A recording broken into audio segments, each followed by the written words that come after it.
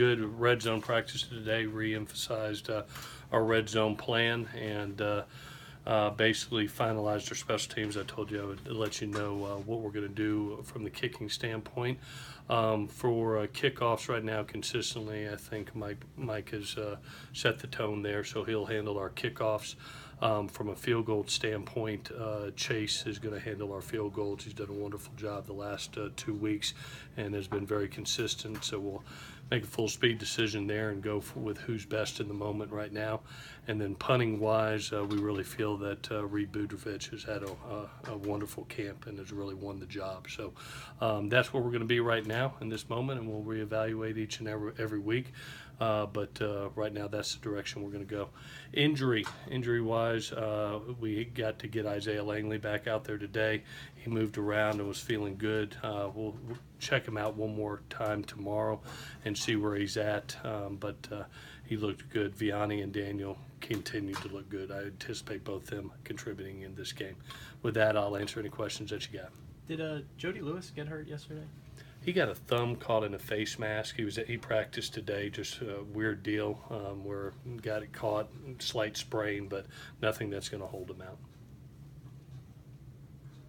Biggie Marshall has played throughout his high school and before that career, played every different position. He's played offensive line, defensive line, linebacker, quarterback.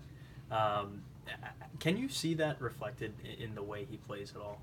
Yeah, one of the things I love about the guys that we recruit, they do play multiple positions. I think of Biggie. I think of a J.N.A. Harris. You think of Jack Jones. I think it helps you with your football instincts because you can anticipate what they're going to do offensively. You've played it before. We love two-way guys coming in our evaluations. It helps us. We think we're getting a better player when we see that. So Biggie is definitely one of those guys I think that's benefited by the way he's grown up on both sides of the ball. Does he ask you or any of the other coaches stuff not related to his position? Like, does he ask you what, like, a quarterback's doing? Or no, I tell you what, I've been very impressed with him, especially in these last two camps, both spring and fall. He's really glued in on trying to be a master of his craft at the corner position. I mean, from listening to coaches to players to even talking to receivers, getting offensive input about, hey, coach, tell me what you're thinking here. What would a quarterback think right here? He's really trying to master his craft at that position. I think it's going to really pay off for him this year. With the Heat this weekend on Saturday, have you guys had to do anything differently, or will you do anything differently? No, one of the things that we do from a sports science standpoint, and we've done it for the last year, is our hydration testing.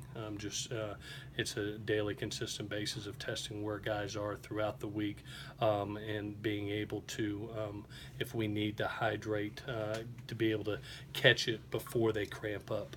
So it's one of the things that we do throughout the week. We'll do it again Friday night prior to the game, see where the guy's at, so we still got enough time to get them hydrated prior to the game. Have you had anybody where you had to hydrate them in practice? Oh, no question. I mean, that's one of the things we like doing. That's why we do our strength and conditioning is in the morning, because we're able to hydrate them then, and I get that information prior to practice.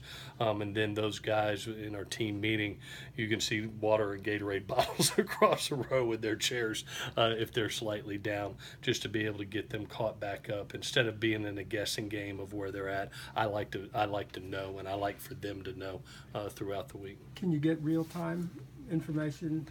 I usually get it. It usually takes about an hour to get everybody collected, get it in the database, and then I have a database chart that they give me about an hour after they're tested, and then that allows me to be able to, when they come into that team meeting, alert them and shove liquids down them prior to practice.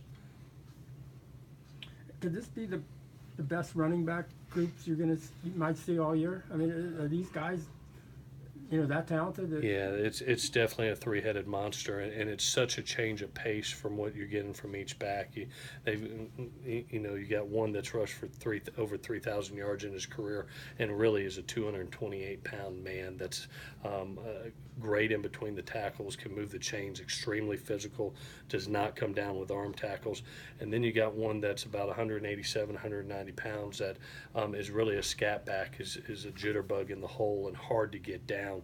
And then, Bellamy's coming back, and he's a true speed guy. He's a 10.4, 10.500 meter guy, so we'll see where he's at, but he's been produced for him also.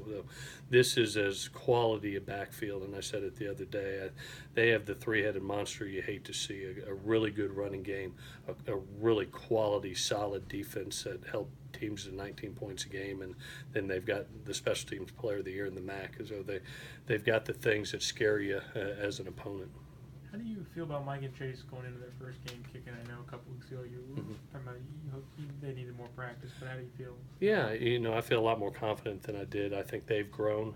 I think the competition has really, really helped, because it's been a daily competition where they've basically pushed each other. And in looking at it, sat down with Bax, so we watched all the tape and really felt that Mike was being more consistent in the kickoff area, and Chase had really had a nice hot streak these last 2 weeks, and so we made a full speed decision that we would split up the duties based on who's doing what the best. And credit to those kids, they've worked, and like I told them this morning, I know that they're going to go out and produce and help their football family win games, and I expect them to continue to push each other throughout the season. You said we could see both doing place kicking duties, field goal kicking throughout the season. Mm-hmm. Do you anticipate within games we could see both of them, or are you going to stick No, with them? I'm going to let Chase go and see where he's at, and it's his opportunity to produce. It's Mike's opportunity to produce in the kickoff area. Both are going to continue to work in practice in both phases, and hopefully we'll look up after 3 games and both are doing a terrific job. If one passes the other over the next 3 weeks, and obviously we'll do what's best for the team in that time. But right now, this is what we feel is best for our football team in this moment. Let's do one more. So if you get an early duck hook or something, No. the guy's good. He's a freshman. We got a freshman and a redshirt freshman. That's the good thing is both of them are extremely talented and going to be really good football players on this team. They're young and they're getting better by the day. But I'm as you know, I like to be patient and show poise and to be able to know that we're confident in them to do their job and they don't have to look over their shoulder with each kick. Coach, as a coaching group, you guys have obviously worked your tails off, your players as well. How much are you just looking forward to them getting out there on Saturday and having some fun? I told the guys at the end of this practice, I said, guys, take care of yourself tonight. I have nothing left to say. It's time to go play. We've gone 5 weeks now, and I'm really excited just to see where we are. I know where our vets are. I've been around them enough. I'm just really excited to see the redshirt freshmen and the true freshmen go out there and perform and see what type of team we have now that we're introducing them. Okay. All right. Thanks, guys. Have a great night.